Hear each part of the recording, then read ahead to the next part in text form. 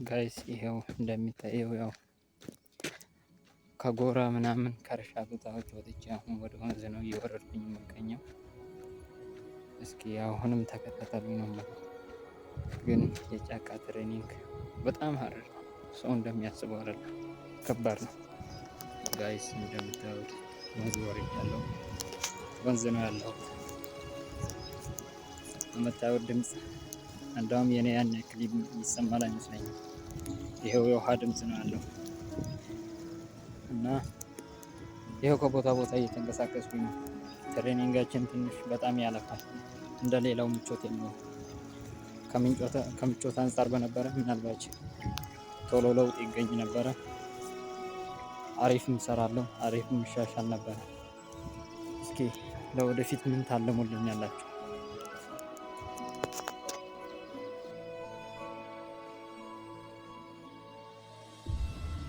ይሄው በቃ ወንዙ ደርሼ አሁን ይሄው ወደ ወርክአውት ነው። ያው ትንሽ ስትሬንግዝ እና ባላንስ ነክ ነው እዚህ የምንለማመደው። ሌላ ብዙ የምንለማመደው ነገር የለኝም። ባላንስ ብሎ ማለት ሚዛን ነው። ማርሻል አርት የሚሰሩ ሰዎች ደግሞ በጣም ታውቁታላችሁ። ሚዛን ካልኖረ፣ ባላንስ ካልኖረ ራስን መቆጣጠር አይቻልም። ጥንካሬም ካልኖረ ልክ እንደዛው ዊክ ነው የሚሆነው። ስለዚህ ስፖርት ላይ ያለ ሰው ያውቃል፣ አስፈላጊ ነገር ነው። ያው ላስተምር ሳይሆን እግረ መንገዴን እኔ ብዙ ጊዜ የምጠቀመው ነው። እንዳው አጠር ሳደርገው ነገሩ ቀኑ በቃ የእረፍት ቀኔ ነው። በነገራችን የትሬኒንግ ቀኔ አይደለም። የእረፍት ቀኔን በቃ በስፖርት ነው የማሳልፈው። የትሬኒንግ ቀንም በቃ ስፖርት ነው።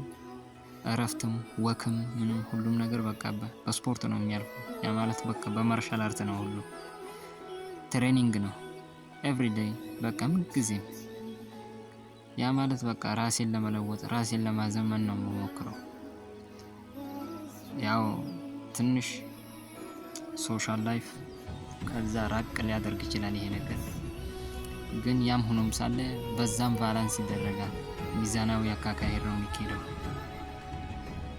እና ያው ልምምዱ ሁሉ ነገሩ ይሄን ይመስላል እና ተከታተሉ። ይሄው ጋይስ እንደምታዩት ታች ዛፎች ያሉበት አካባቢ ነው ወንዙ፣ በዛ ውስጥ ነው የሚካሄደው። ግን ከዛም ሁሉ አለፈ ይሄው አሁን ከፍታ ጎራ ላይ ነው የወጣሁት። እንግዲህ እንደምታዩት ገጠራ ገጠር ነው። በመካከል ደግሞ በዚህም ደግሞ ከተማዎች አሉ። ያው ቅርብ ይመስላል ስታዩት፣ ትንሽ ያው መንገዱ ራቅ ይላል እንደ ሌላው አይደለም። እና እኔ መንገዱን እያወዳደርኩ ማለት ነው፣ ሌላም አይደለም። ግን አካካሄደ ይሄን ይመስላል። አብዛኛውን ጊዜ በቃ ስፖርት አካካሄደ ይሄን ለትሬኒንግ እና ትንሽ ከባድ ነው፣ እውነት ለመናገር ከባድ ነው። ያ ማለት የስፖርቱ ጽናት አለ። ቦታ ደግሞ ምንጊዜም ምቹ ሆኖ አይቀጥልም። ለምሳሌ ወንዝ ሳር ከሆነ የሚሰራው ጭቃ በሚሆንበት ሰዓት ያስቸግራል። ወይ ደግሞ አሸዋ ከሆነ አሸዋ በዝናብም በምንም ይታጠባል። ምንጊዜም በዛ መልኩ አመቺ አይሆንም። ግን በቃ ጽናት ነው። ቦታ ይበላሻል፣ ያው እኛ እስካልተበላሸን ድረስ እንቀጥላለን። እና ወዳጆች ስፖርት ቻሌንጅ ይሄን ይመስላል። በፊት ያው በዛ በጎራ አካባቢ ነበረ ሲሄድ የነበረው ስንቀሳቀስ የነበረው።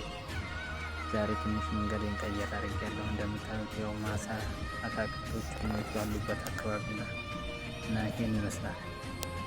ቀጣይ ላይ አይ ፕሮሚስ ከነ ስራዬ ከነ ሁሉ ነገሬ በቃ ሟልቼ ብቅ እላለሁ። ግን እስከዛው ድረስ ተከታዮች በጣም ማፍራት አለባችሁ፣ መጨመር አለባችሁ። ሰብስክራይብ መደረግ እንዳይረሳ።